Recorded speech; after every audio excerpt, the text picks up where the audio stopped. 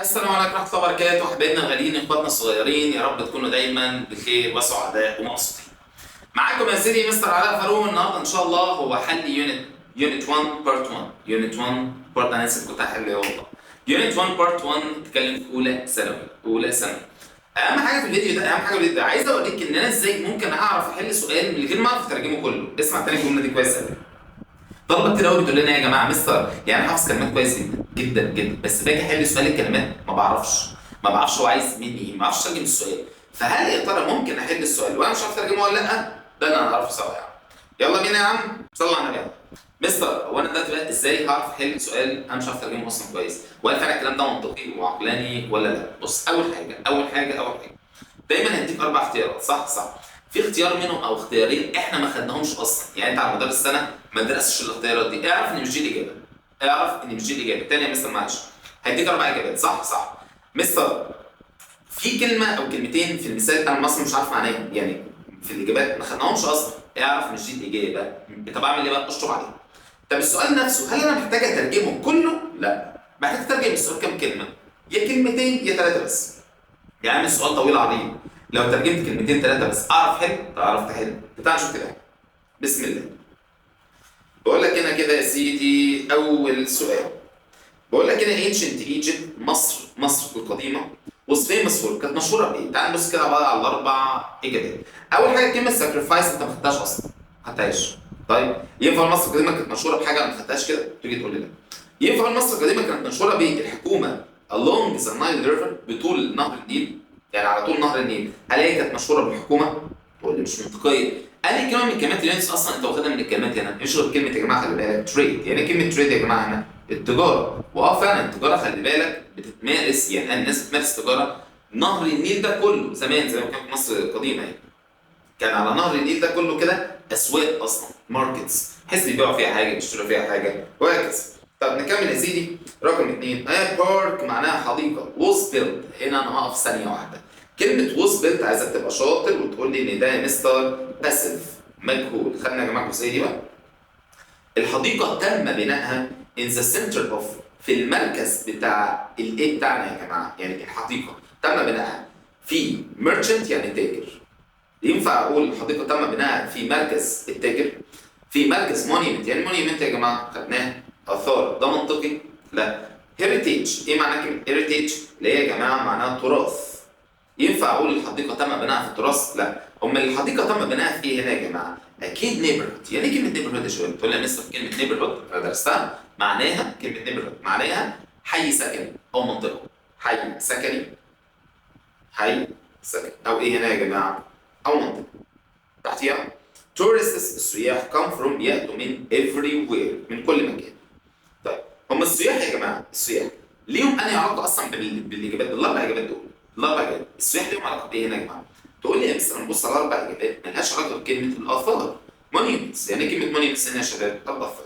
تحتيها اربعه في نقط sold مهم جدا على فكره، مهم جدا جدا جدا جدا جدا. لو عرفت معناها هتعرف الاجابه على طول. sold هي تصريف تاني من فعل عندي اسمه sell معناها يبيع. التصريف التاني منها اسمه ايه يا شباب؟ sold. ايه معناهم بقى؟ يبيع. مين من دول باع؟ spices، اللي هي الحاجات دي، يعني spices توابل. جولد ذهب. سيلك، يعني كلمه سيلك اصلا يا جماعه اللي هي معناها حرير. الكلمه دي مهمه وعايزه. مين من دول اللي بيبيع ذهب وحرير وتوابل؟ طبعا هم الميرشنتس. يعني ميرشنتس يا شباب اللي هي معناها تجار، جمع كلمه تاجر. خمسه وي ماست بروتكت، يعني كلمه بروتكت الاول نحمي. بقول لك احنا يجب نحمي. هنحمي ايه من الاجابات هنا بالمنطق كده؟ طبعا هيريتيج، يعني كلمه هيريتيج يا شباب التراث. اكيد مش هنحمي التوابل سبايسز، ولا نحمي البوليوشن التلوث، مش منطقي. يعني كلمه جنريشن يا جماعه، شفت لي مثلا سهم واكتب جنريشن معناها اجيال. فلما اقول لك the next generations معناها الاجيال القادمه. نحن يجب نحمي اجيالنا القادمه. نكمل يا سيدي. 6 every نوع، كل ايه leaves معناها بيترك. كل ايه بتترك او بيترك. monuments اثار. مين من الاربع اجابات دي اللي بيترك اثار؟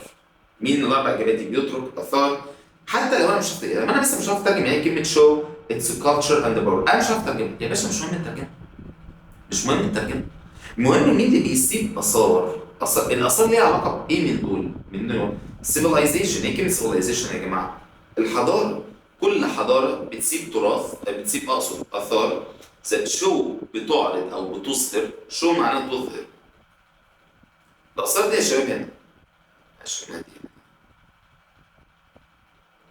الاثار دي يا شباب كده هي بتظهر ايه يا جماعه؟ الاثار بتظهر ايه؟ تقول لي يا مستر الاثار بتظهر، احنا مسجلين ده مسجلين صح. بتظهر فين؟ فين؟ الثقافه and power والقوة.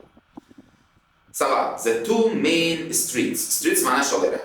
الشارعين الرئيسيين meet at a busy نقط in town. طيب في شارعين بيتقابلوا، شارعين، شارع كده اهو وشارع اهو، بيتقابلوا في ايه هنا بقى؟ مفترق الطرق. حاجه اسمها مفترق اللي هي يا جماعه الطرق. تاني بيقول لك هنا the two main streets، الشارعين الرئيسيين بيتقابلوا في ايه مزدحم؟ يعني شارع جاي كده وشارع جاي كده، في النص دي بقى اسمها ايه بقى؟ مفترق الطرق. مفترق الطرق. بطبيعه الحال مش تنفع تبقى هيستوريان يعني مؤرخ، ملهاش علاقه. وول معناها حق، ملهاش علاقه. 8. The أسوان هاي دام. دي سهله، يعني كلمه أسوان هاي دام اللي هي معناها السد العالي. helps بيساعد. control يعني كلمه control يتحكم في النايل، يتحكم في النيل. but it also لكن هو ايضا انهي واحده من الاجابات؟ مستر انا هسألك سؤال، هل انت كتبت كلمه ريسيرف اللي في الاول دي معناها ايه؟ خدناها في اليونت اصلا درسناها؟ لا يا مستر، يبقى مش دي الاجابه. اوعى تنسى الاتفاق، الاجابه اللي ما خدناش مش دي. اوبزرف ما خدناش على فكره، مع ان اوبزرف على فكره فعلا مهم جدا، انا عايز تعرف، بس احنا ما خدناهاش. هشرح بقى يعني ايه اوبزرف اصلا. ايه؟ بيراقب. عارف واحد بيراقب حد؟ اوبزرف. طيب بقول لك السد العالي بيساعد ان هو نتحكم في النيل، but also لكن هو ايضا ايه؟ من الهيستوريكال سايتس او مواقع تاريخيه. هيستوريكال معناها تاريخي، سايتس معناها مناطق تاريخيه. طبعا it also preserves. يعني ايه كلمه preserve يا جماعه؟ يحافظ على. لكن برضه بيحافظ على المواقع التاريخيه. from معناها من floods. شو ده يسمى floods كده واكتب الفيضان. الفيضان. ماشي. 9. The Great Pyramids الأهرامات العظيمة are an amazing part. هي جزء مهم جدا. الأهرامات أكيد جزء من إيه مهم جدا of our historical، من الإيه التاريخي بتاعنا؟ أكيد التراث التاريخي اللي هي كلمة heritage. 10. The government الحكومة is working on تشتغل على أو شغال على إيه؟ The old Islamic buildings مباني الإسلامية القديمة. مباني الإسلامية القديمة في القاهرة. نمسك الأربع إجابات. بقى الحكومة هتشتغل على، يعني كلمة destroy معظم الطلبة عارفاها معناها يدمر. بقى الحكومة هتشتغل إن هي بتدمر المباني، ولا polluting تلوث، هتلوث المباني. avoid معناها نتجنب. avoid معناها نتجنب. بقى بذمتك ده منطقي؟ تقول لي لا يا مستر. مفيش غير إجابة كلمة restore. دي أصلا واخدها في اليونت. طب يعني كلمة ريستور؟ استعادة المباني الإسلامية القديمة. طيب يا مستر دون. 11. exchanging معناها تبادل. exchanging a strong sense of national. تحس أيوه كمل. exchanging a strong sense of national نقط is important معناها مهم for a country لبلد to feel عشان تشعر united. يعني كلمة united متحد. كلمة united جاي منها كلمة United States الولايات المتحدة. national معناها قومي. أنا مش بص على فكرة، أنت لما هتيجي تترجم السؤال كله تحس إنه مش معنى، تحس بجد فعلا إن هو ملوش معنى. فهمت؟ السنس اوف اصلا كلمه strong sense of معناها شعور قوي بالايه القومي. يا ترى ايه القومي؟ هل اللغه الهيروغليفيه القوميه، ولا difficulty صعوبه قوميه، ولا توابل سبايسز قوميه، ولا هويه قوميه؟ طبعا الكلمه قومي ناشونال ما ينفعش يجي معاها لا توابل ولا لغه هيروغليفيه قوميه ولا difficulty اللي هي معناها صعوبه. مش منطقيه، فالاجابه السليمه طبعا تبقى كلمه ايدنتي او ايدنتي. 12 يا شباب. Egyptians المصريين have a deep feeling شعور عميق. feeling معناها شعور، deep معناها عميق. المصريين يا جماعه عندهم شعور عميق بالايه من الاجابات؟ بالبيبايرس، عندهم شعور عميق بورق البردي، ورق البردي، ولا عندهم شعور عميق بالايكونومي بالاقتصاد؟ في حاجه اسمها حد عنده شعور بالاقتصاد؟ مش منطقي. يا ده يا ده. عندهم شعور، بيشعروا بالايه يا جماعه؟ كانش بيشعروا بالشجاعه عندما they see، عندما هم يروا their ancient monuments اللي هي معناها اثارهم القديمه. اثارهم القديمه. هل ده طبيعي بالله عليك؟ هل حد يشعر بالاقتصاد وهم بيشوفوا؟ مالهاش علاقه خالص. هم بيشعروا بالايه؟ برايد. يعني ايه كلمه برايد يا جماعه؟ الفخر. كمل. parents الاهالي make many يصنعوا كثيرا من الايه to give their children ايه في السؤال. الاهالي بيصنعوا الكثير من الايه؟ هل هتنفع تبقى civilizations حضاره؟ في اهالي بتصنع حضاره؟ لا. temples معناها معابد او معبد، في اهالي هتصنع معابد؟ لا. papyrus معناها ورق بردي، ايه؟ الاهالي هتصنع ورق بردي؟ لا. مفيش غير كلمه sacrifices. يعني ايه كلمه make sacrifices؟ بتصنع تضحيات. حلو قوي كلمه sacrifices. ومعناها هنا يا شباب تضحيات. to give their children عشان يعطوا لأطفالهم better lives، حياة أفضل. 14 15 the teacher المدرس was happy، المدرس كان مبسوط with the students بالإيه بتاع الطالب في الفصل. هل المدرس كان مبسوط بالإيكونومي باقتصاد الطالب؟ لا. ترافيك معناه مرور، مبسوط بالمرور، المرور ده بتاع العربيات بتاعت الطالب؟ لا. يا الأولى يا الثانية. بتوابل الطالب اللي هي سبايسز؟ لا. progress هي الإجابة السليمة معناها تقدم. 15 Egyptian not is rich. يا ترى الايه المصري غني، rich غني with history غني بالتاريخ، art بالفن. ايه من دول اللي فيها تاريخ والفن؟ art معناه فن and traditions وعادات او تقاليد. أهم حاجة فيها الكلام ده يا جماعة هي كلمة ايه على طول يا جماعة كده؟ culture. يعني كلمة culture يا شباب الثقافة. 16 بقول لك not is the key هو المفتاح to success إلى النجاح. أنهي إجابة من دول ليها علاقة بالنجاح؟ يعني أنهي علاقة كلمة من دول ليها علاقة بالنجاح؟ مفيش كلمة واحدة بس هي اللي موجودة صح؟ determination. إيه كلمة determination يا جماعة؟ إصرار أو عزم. موجودة في الكلمات اللي كاتبينها تحتيها. 17 the government الحكومة protects بتحمي every كل. يا ترى الحكومة بتحمي كل إيه من دول؟ من الأربع إجابات. فاهم؟ تقول لي هل هتحمي كل خطأ؟ لا. هتحمي اللغة كل لغة هيروغليفية هيروغليفز؟ لا. كل فيضان؟ لا. لكن كل ايه هنا يا جماعة؟ مواطن citizen. 18 he studied يا ترى هو درس ايه to become a doctor عشان يبقى دكتور؟ واحد يدرس ايه؟ على طول medicine. يعني كلمة medicine دواء؟ لا معناها طب. medicine هي معناها ايه؟ دواء وطب. تحتيها 19 our not built يا ترى مين من الإجابات دول؟ built بنى الأهرامات. بص على الأربع إجابات. بص على الأربع إجابات. مين اللي بنى الأهرامات؟ الأجداد أو الأسلاف. يعني كلمة أجداد أو أسلاف اللي هي كلمة ancestors. 20 the نقط connect معناها بيربط two cities مدينتين across عبر النهر the river. هو ايه اللي بيربط مدينتين بالنهر؟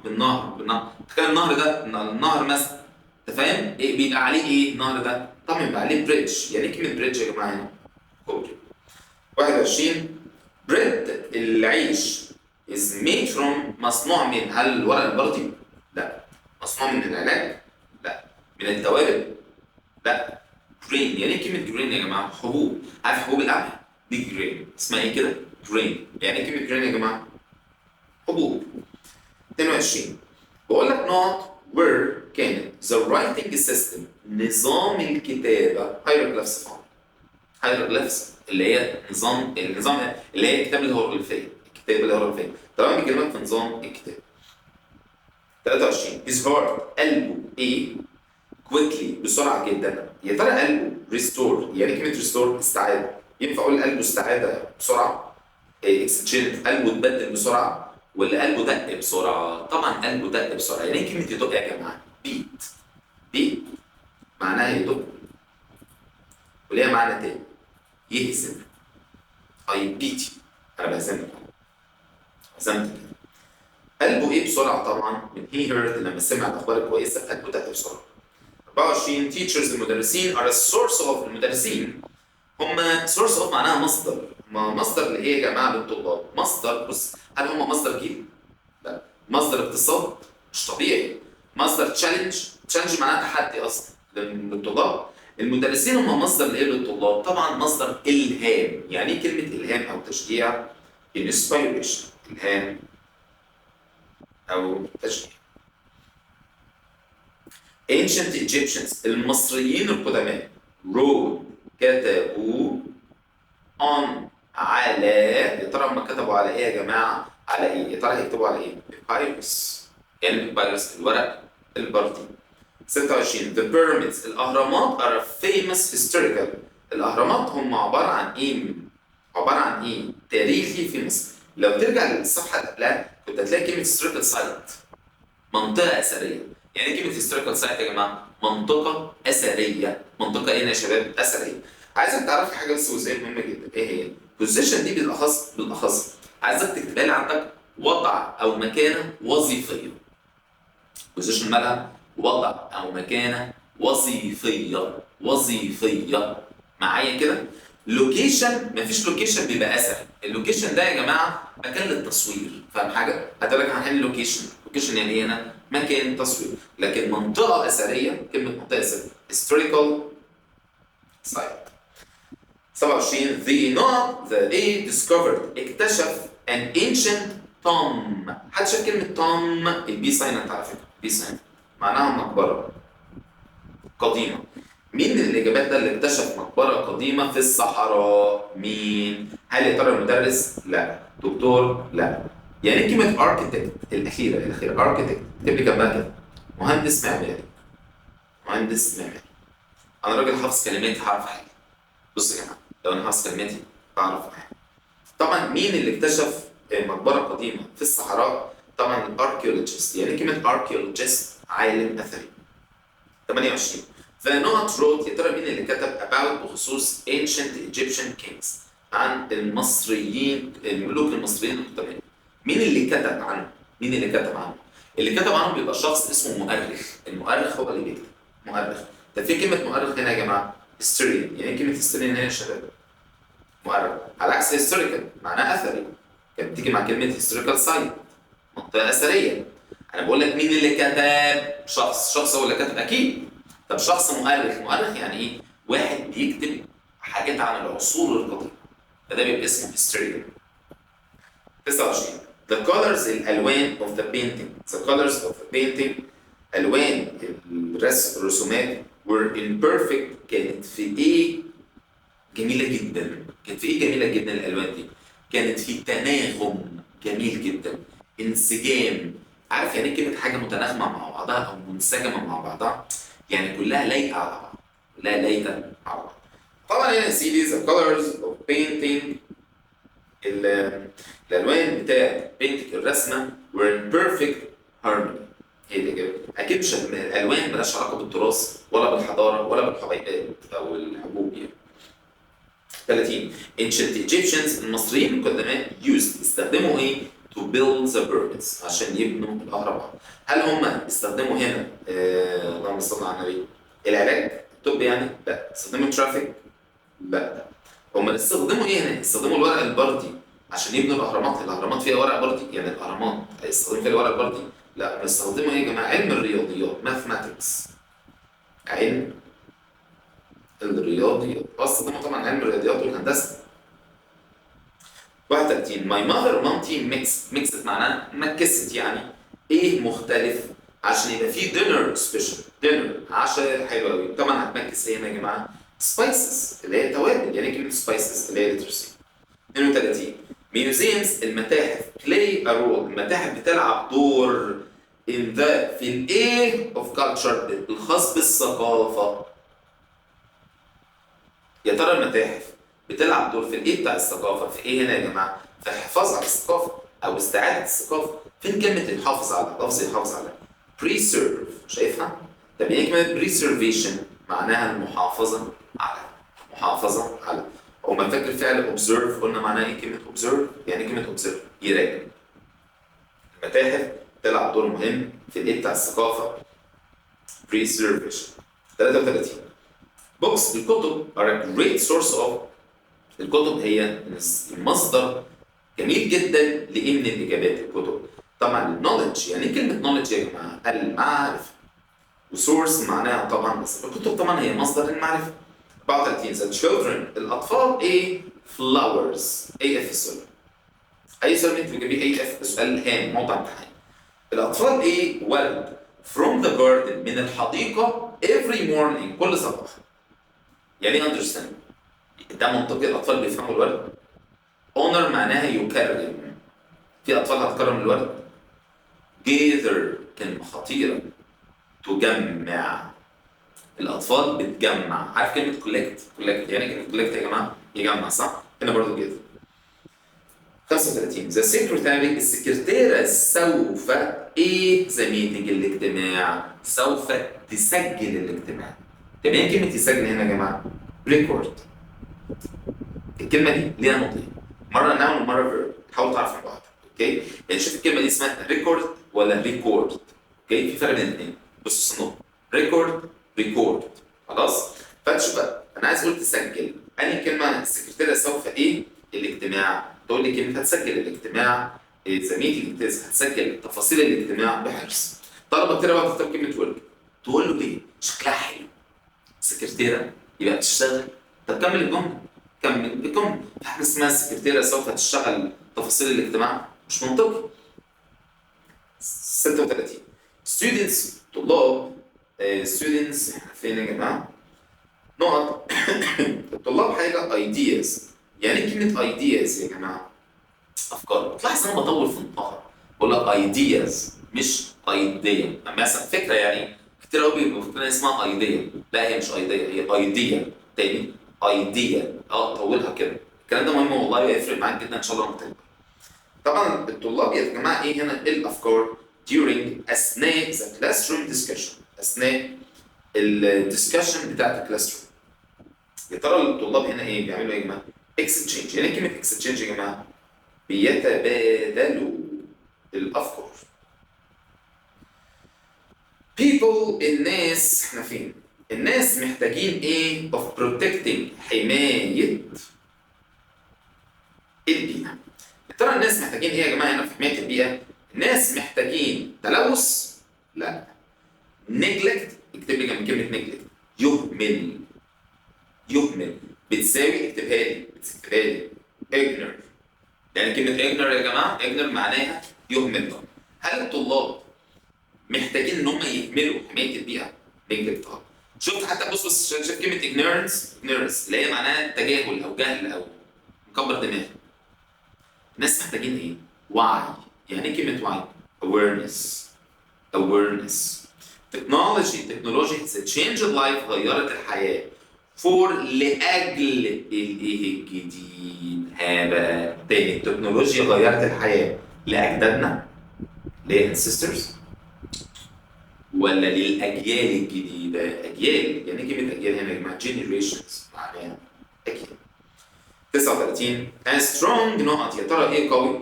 provide jobs بيوفر.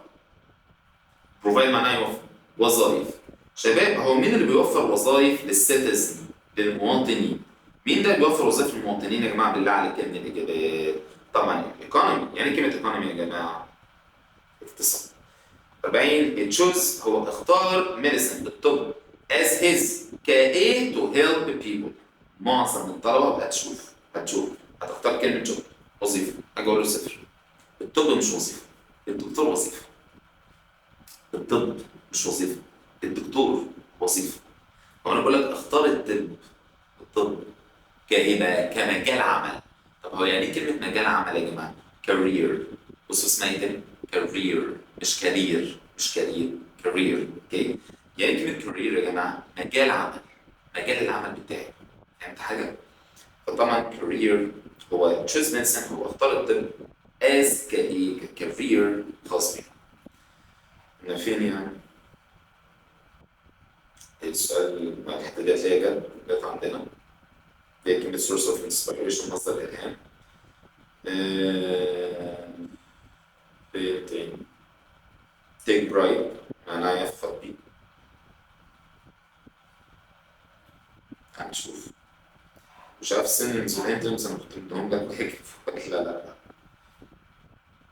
مش عارف بجد. بس يعني هو عموما يعني لو انت حفظت دول ان دول اصلا كانوا مكتوبين ورا فاهم ودول كده فانت هتلاقي خلاص تلاقي الحل هنا واضح عشان بس عارف اكسب وقت وما اضيعلكش وقتك فاهم. حلوه كلمه essential دي. essential دي يعني ضروري على فكره. essential معناها ضروري. لو انا عايز synonyms ليها ضروري تبقى طبعا important necessary. ده نوع سؤال جديد. بص لي هنا بص لي هنا ده نوع سؤال جديد في synonyms والantonyms. ايه بقى؟ بيقول لك انا اختار اجابتين مش اجابه واحده ومدي لك كام اجابه تقول لي 5 يبقى انا المفروض من 5 اختار كام اجابه؟ اجابتين. طب انا مثلا في اول سؤال بيقول لك the patient المريض is still alive دي بيقول لي بس synonyms مرادف كلمه alive دي معناها حي. alive دي معناها ايه؟ حي. انا عايز مرادفها. هل مرادفها ده ميت؟ لا.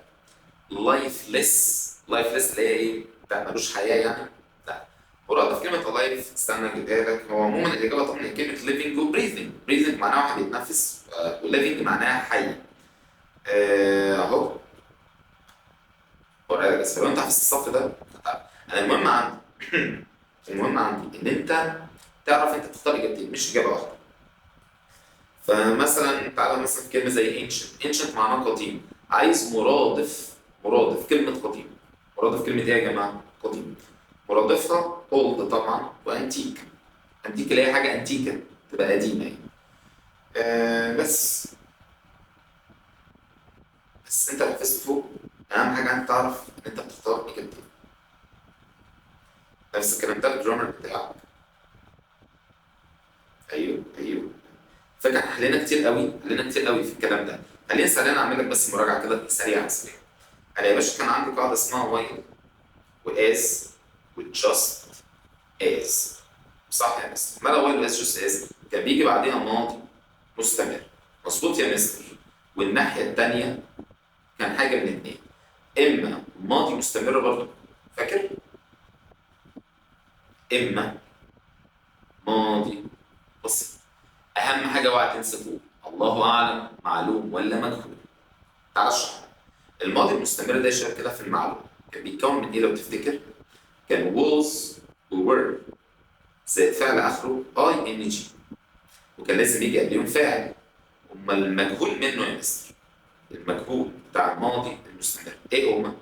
هي كلمة was أو were being زائد البي. خلاص؟ طيب هو أنا إمتى لسه أصلا الناحية التانية؟ إمتى الناحية التانية بحط ماضي مستمر وإمتى الناحية التانية بحط ماضي بسيط؟ فاكر كنت بقول لك إيه؟ لو الجملتين ما أثروش على بعض يبقى خلاص ده ماضي مستمر الناحية التانية. أمال لو أثروا ماضي بسيط. هو أنا بعرف إن أنا أختار معلومة ولا مجهول يا مستر؟ شد كنت بقول لك ايه؟ شد سهمين من النقط فاكر؟ طيب يا مستر فاكر. انا قلت لك السؤال يبقى عندك نقط بشد سهمين. سهم فوق سهم تحت. السهم اللي فوق بكتب فيه ترجمه فعل الاجابه. طب السهم اللي تحت تم زائد ترجمه فعل الاجابه. حلو. كنا دي انا فاكر في كل مجموعه. لو السهم اللي فوق بتاع ترجمه فعل الاجابه هو اللي مش كويس مع الجمله بعد ما ترجمه يبقى معلوم. بتاع تم هو اللي مش كويس مع الجمله يبقى مجهول. طيب وايل واز جاست از معناهم بينما. بالمناسبه هو اي قاعده لو ما جاش بعدها فاعل انت بتحط فعل اخره ايه؟ جدع يجي. عكس وايل واز جاست از بقى عكسها كانت كلمه عندي اسمها ايه؟ وين. كان بيجي بعدها ايه وين يا جماعه؟ هنا ماضي بسيط. طب والناحيه الثانيه زمن ايه يا شباب؟ الماضي مستمر. وطبعا الله اعلم معلوم ولا مجهول. ماشي يا مستر. هو انا قبل ما بحل اي اسئله جرامر قبل ما بحلها بعمل ايه؟ تقول لي يا مستر بتعمل دايره على القاعده. تعمل دايره ايه؟ على القاعده. فانا في اول سؤال ده هعمل دايره على الواي. واي بيجي بعدها ماضي مستمر صح؟ في فاعل على فكره. اصل لو مفيش فاعل بعد واي يبقى مفيش فاعل بحط فاعل اخر واي جي. هنا في فاعل فواي هيجيب بعدها ماضي مستمر. فين الماضي المستمر هنا؟ was or were زائد ing. 2 if just as هي while بينما the dinner العشاء while بيجي وراها هنا الزمن الماضي ايه يا جماعه؟ مستمر بس الله اعلم. يعني بص يا مستر هي بيجي بعديها ماضي ثانيه واحده كده. هي بيجي بعديها هنا يا شباب ماضي مستمر بس الله اعلم يا جماعه. الله اعلم معلوم ولا مجهول؟ تقول لي اتفقنا يا مستر الله اعلم فعلا معلوم ولا مجهول؟ فابدا اشد السنه. اصلا في الاجابات حد شايف بص الاي ان جي؟ مستر شايف ده معلوم. حد شاف كلمه وز بينج زائد البي بي؟ ايوه يا مستر ده مجهول. مره معلوم مره مجهول. يعني بريبير يجهز. هل العشاء هو اللي بيجهز ولا العشاء تم تجهيزه؟ ده السؤال. العشاء بيجهز ولا بيتم تجهيزه؟ بيتم تجهيزه يا مستر. طالما الجمله محتاج تقول فيها تم او يتم فانا عايز بس. 3 بقول لك not he arrived ده ماضي بسيط. انهي قاعده من دول فورا اللي بيجي بعدها ماضي بسيط؟ بعدها ماضي بسيط اللي احنا درسناه حاليا هي كلمه when بيجي بعدها ماضي بسيط الناحيه الثانيه ماضي مستمر. تحتيها while ده قاعده اهي مفيش فاعل. مفيش ايه؟ فاعل بعدها. فبعد while نحط فعل اخره ايه؟ ing. 5 if not working hours. مستر ثانيه واحده هو يعني ايه اصلا كلمه working hours دي؟ تقول لي معناها ساعات العمل. ساعات العمل. في حاجه اسمها بينما ساعات العمل. طب عندما ساعات العمل ولا اثناء ساعات العمل؟ تقول لي اثناء يا مستر. كان عندي كلمه اسمها during. شيء يذكر. هي كلمه during بيجي وراها حاجه من اصلا معناها ايه؟ خلال او اثناء. يا مستر طب بيجي بعدها ايه يا مستر؟ بيجي بعدها حاجه من الاثنين يا اما ناون يا اما ضمير ملكيه زي ماي از الكلام ده كله زائد ناون اسم صح. وكان عندي قاعده اسمها اون دي لازم يجي بعدها هنا فعل اخره ايه يا شباب؟ اي ان جي. طب معناها ايه كلمه اون هنا يا شباب؟ بمجرد ان او عندها. طيب عندي ثالث حاجه بقى ودي خطيره. انهي واحده اللي مسموح يجي بعدها مباشره حرف جر؟ بص انا عندي وايل ووين وأون وديورنج. انهي واحده في الاربعه اللي مسموح لك تجيب بعدها حرف جر مباشره؟ يعني لو انا قلت لك نوع at the zoo I enjoy. في هنا بعد نوع حرف جر at فببدا اقول لحضرتك انهي اللي مسموح يجي بعدها على طول حرف جر؟ وايل ولا تقول لي لا مفيش ولا وايل هي اللي صح. مستر يعني وايل هي الوحيده اللي ينفع يجي على حرف جر؟ يعني ما ينفعش اقول وين ان ما ينفعش. طب اون ان ما ينفعش. ديورنج ان ما ينفعش. الوحيده اللي ممكن يجي وراها حرف جر هي كلمه ايه هنا يا شباب؟ وايل. طيب يا مستر اتفقنا خلاص الخمسه جاوبناها. 6 بقى ولا الاجابه الصح هنا كانت المفروض كلمه was returned ماضي مستمر. when معناها عندما. I went to ده ماضي بسيط. هات لي الناحيه الثانيه ماضي مستمر. هات لي الناحيه الثانيه ماضي ايه يا جماعه؟ مستمر. وين لما بيجي بعدين ماضي بسيط الناحيه الثانيه بحط ماضي ايه يا شباب؟ مستمر. اللي هي كلمه ايه هنا يا شباب؟ was returned. ممكن يا جماعه بص انا مش واقف في الفيديو انا مش واقف في الفيديو بس عملت رساله بجد مهمه جدا جدا. معلش يا جماعه حقوا عليا.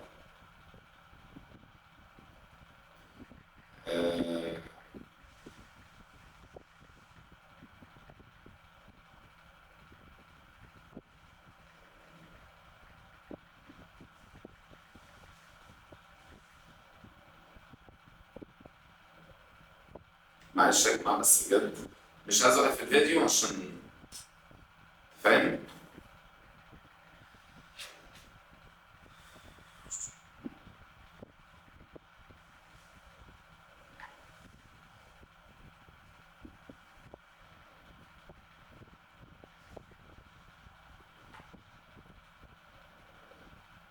تمام معلش شغال ماشي يا عم شغال يعني. فوين جبت لك بعديها ماضي بسيط احنا لسه كنا قايلين هنا وين لما بيجي بعديها ماضي بسيط الناحيه الثانيه بيجي ماضي ايه؟ مستمر. الله اعلم معلوم ولا مجهول؟ شرح طبعا معلومه موجوده وفهمت لك بس دي. تحب انزل لك فيديو فيه شرح معلومه موجود تاني؟ هيعجبك جدا على فكره جدا.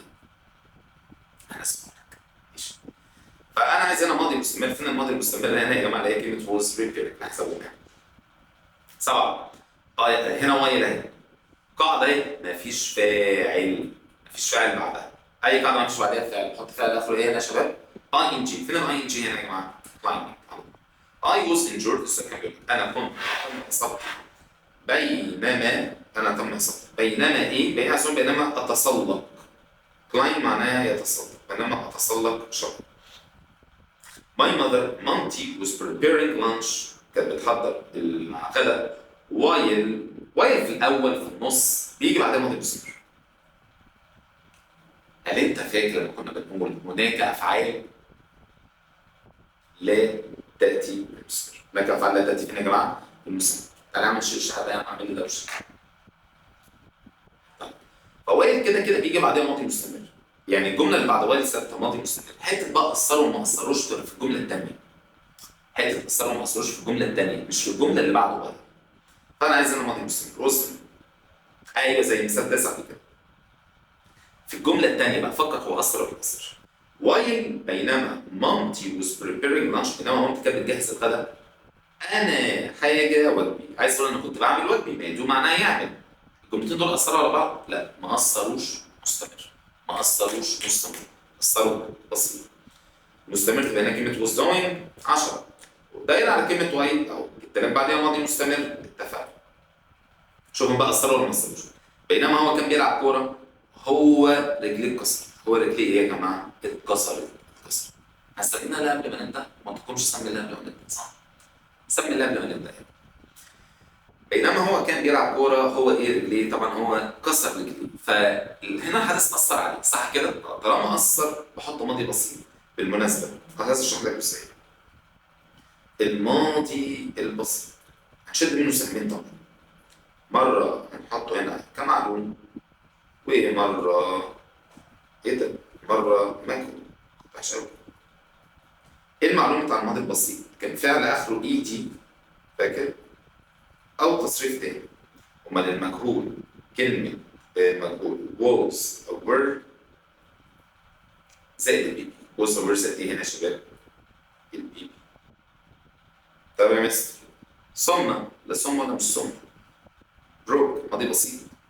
11 انهي واحده من دول المسموح يجي بعدها حرف جر؟ بقول لك نوت ات ذا زو. خد بالك الوحيد اللي مسموح يجي وراها حرف جر هي كلمه ايه يا شباب؟ وايل. احنا شرحناها في الصفحه 12. سؤال حلو قوي. lived خد بالك ان lived ماضي بسيط. lived زمن ايه ماله هنا يا جماعه؟ ماضي بسيط. التواريخ بقى في الماضي البسيط. التواريخ انت اصلا واخد من ضمن الكلمات اللي تدل على الماضي البسيط اصلا ان زائد تاريخ. واخدها ايه هنا يا جماعه كده؟ ان زائد تاريخ. طب 13 واي دايره على واي. قاعده ما فيش بعدها فاعل. ما فيش بعدها فاعل. اي رابط ما فيش بعديه فاعل بحط فاعل اخره ايه يا جماعه؟ اي ان جي.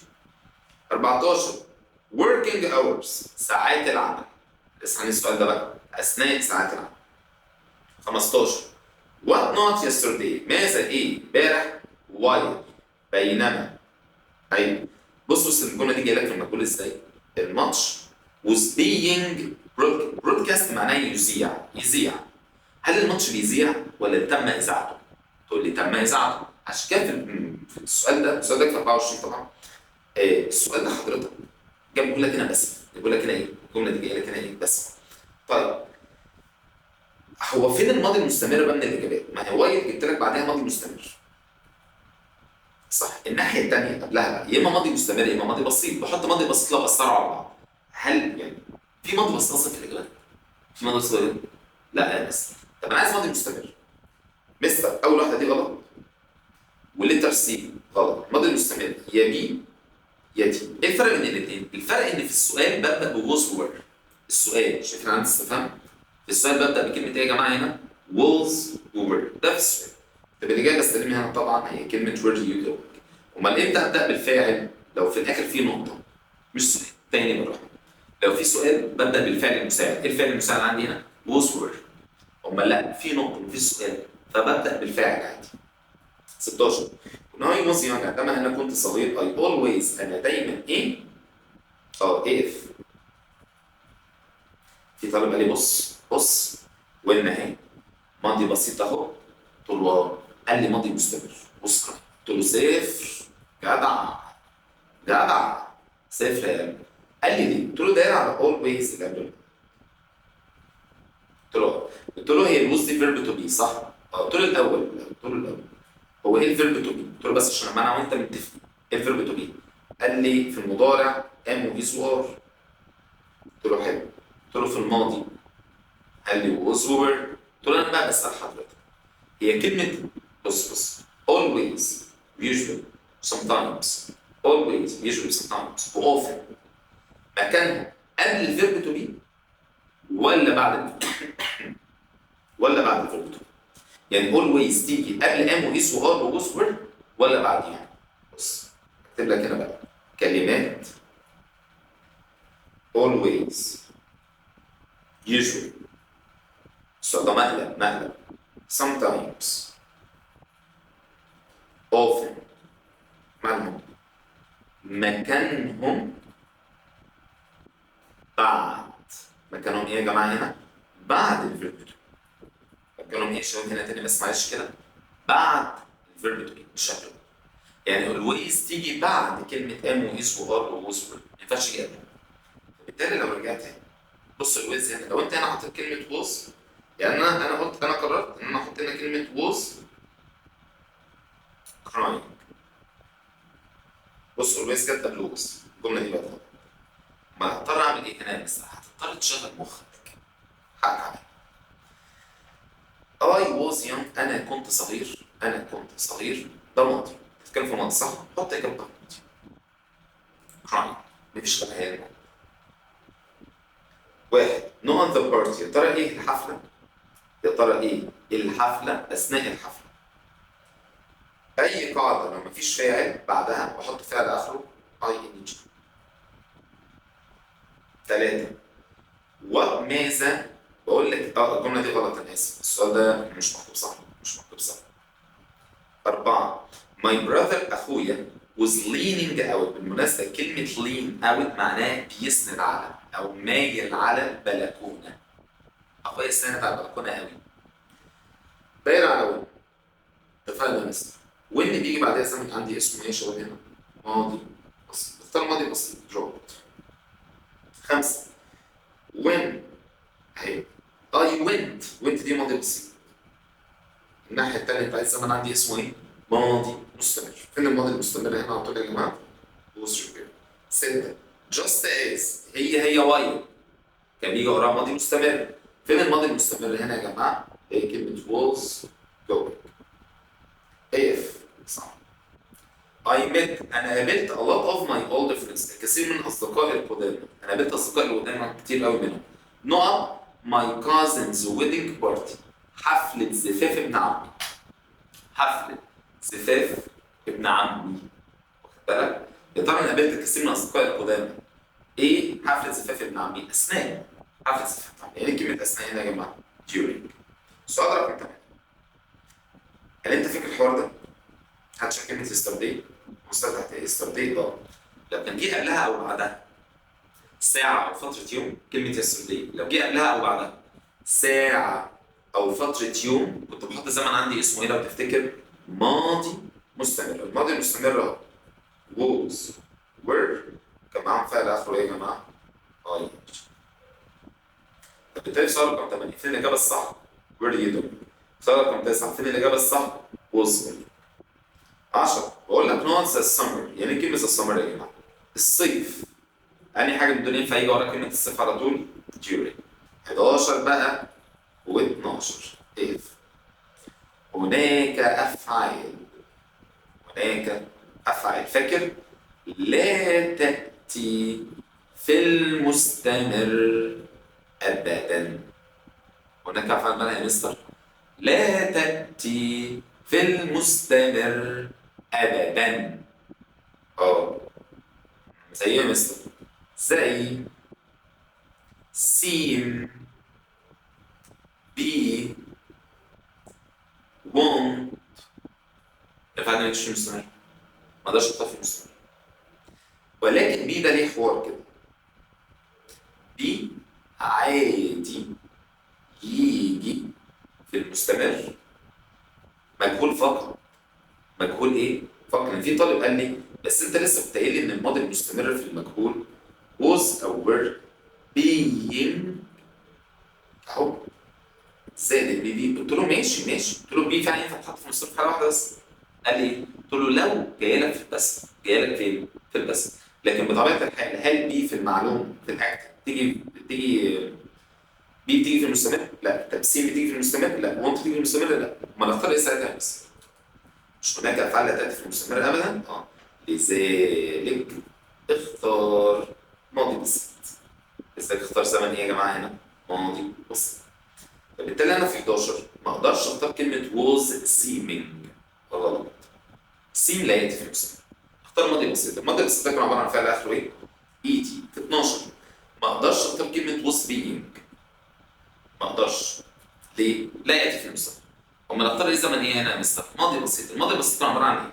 فعل اخره ايدي، فعل واحد اخره ايدي، يا اما فعل ده تصريف تاني. كم كلمه دول؟ يعني الماضي البسيط بيبقى ليه في الاجابه كم كلمه؟ كلمه واحده. الماضي البسيط كم كلمه؟ كلمه واحده. فمن الاجابات هنا فين الكلمه الواحده؟ was. 13 when عندما التليفون رن، عندما التليفون رن ده ماضي بسيط طبعا. الناحيه الثانيه على طول عايز ماضي مستمر. فين الماضي المستمر هنا يا شباب؟ اللي هي كلمة verb watching. 14 he knows the tree. يا ترى هو ايه؟ the tree معناها الشجرة. when عندما he sudden داير على when بيجي بعدها كده كده ماضي بسيط. يبقى أنا عايز قبليها هنا يا شباب ماضي الزمن التاني بقى ماضي مستمر. فين الماضي المستمر؟ بص معايا. 15 they not for England من انجلترا an hour ago. هل انت فاكرين كلمه yesterday و last ago؟ ماضي بسيط. yesterday و last ago in the past وان مع تاريخها دي ماضي بسيط. الماضي البسيط ده بيبقى كام كلمه في الاجابات؟ كلمه واحده. واحده. واحده يكون اخرها ايدي، اما واحده تصريف تاني. انهي واحده من دول يا جماعه اللي هي كلمه left؟ on شرحناها. هي كلمه on بيجي ورا فعل اخره ايه على طول؟ اي ان جي. طب معناها ايه on؟ بمجرد ان او عندها. طيب 17 حد شايف كلمة واي في نص الجملة؟ هو أي قاعدة لو ما جاش بعديها فعل. بقول لك هنا زي صا هم رأوا ذا فايتنج بيبل، لقوا الناس بتتخانق. واي ما جاش بعديها فعل، حط فعل آخره إيه؟ أي إن جي. 18 بينما I was revising، بينما أنا كنت براجع دروسي مامتي كانت بتجهز العشاء. أنا راجل براجع دروسي وماما بتجهز العشاء. الحدثين دول أثروا على بعض في أي حاجة؟ تقول لي لا ما أثروش. مستمر. was prepared. 19 we met احنا قابلنا lot of our friends، احنا قابلنا الكثير من اصدقائنا. نقط our stay اقامه، واخد بالك من اور ان هي ضمير ملكيه. انهي واحد من دول هيجي ورا ضمير ملكيه؟ during اثناء اقامتنا في اسرائيل. ماشي.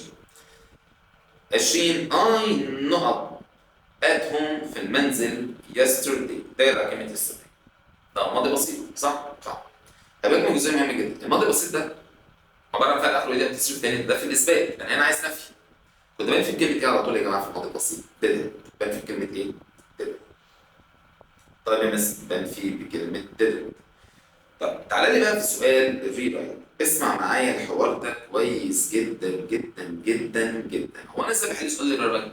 شغل مخك بس. شغل مخك. الريرايت الكلمه اللي بين قوسين انت بتحطها جوه حاجه، بتحطها في جمله وبتشيل حاجه. اسمع تاني، يعني ايه ريرايت؟ عادة صياغه الجمله. بقول لك حط الكلمه اللي بين قوسين، الكلمه اللي بين قوسين وشيل مكانها قاعده، يعني حطها وفي حاجات هتشيلها وبتشيل القاعده الموازيه ليها. يعني انا راجل دارس قاعده عندي اسمها وين وواي صح؟ لو انت حطيت واي يبقى تشيل وين. طب لو انت حطيت وين تشيل واي. طب حطيت واي شيل ديورنج. طب حطيت ديورنج شيل واي. وابدا رتب الجمله صح. رتب الجمله صح. يعني ايه بس؟ اول سؤال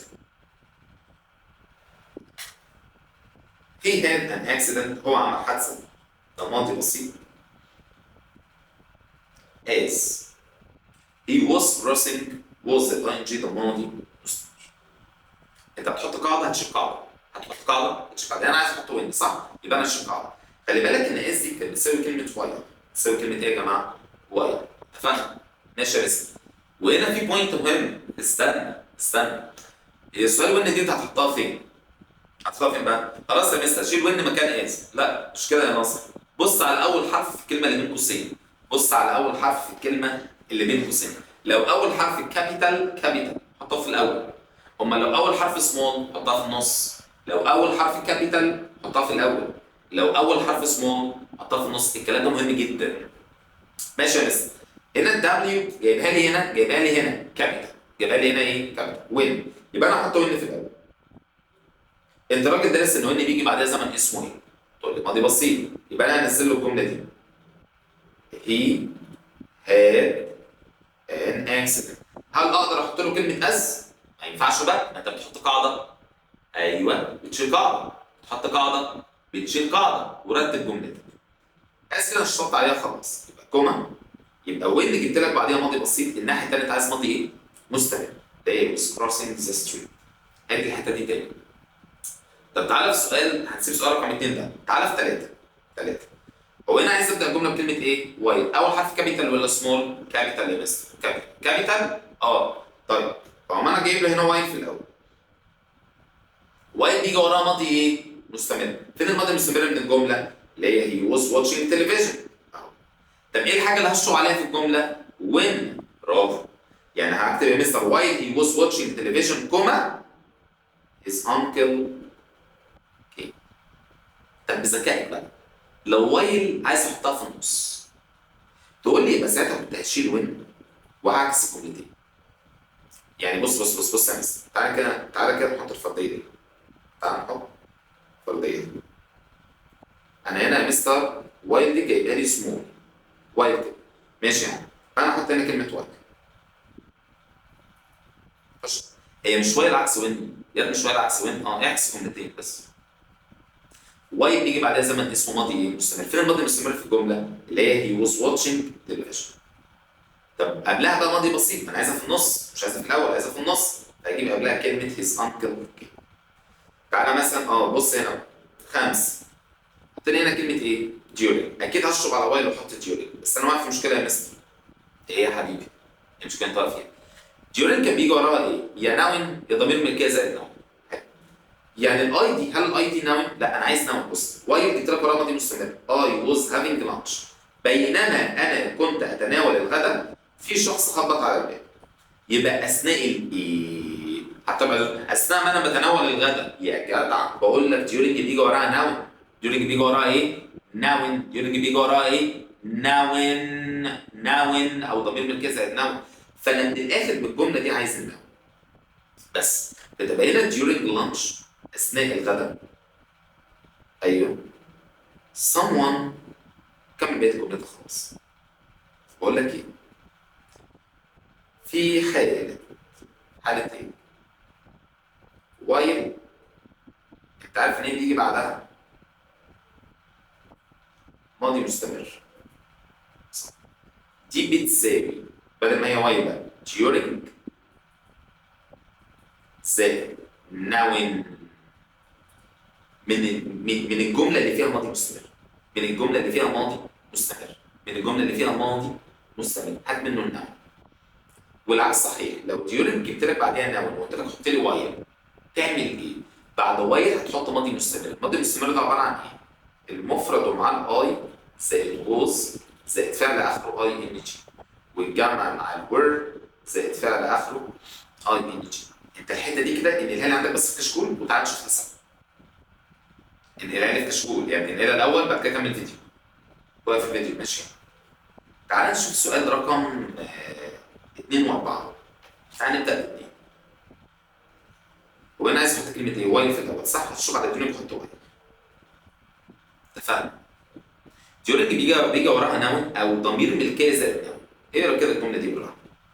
اثناء نومه his money فلوسه اتسرقت was stolen. انا وايل عايز بعدها ماضي مستمر محتاج فاعل. فين الفعل؟ مش ديورنج جبت لك وراها نون؟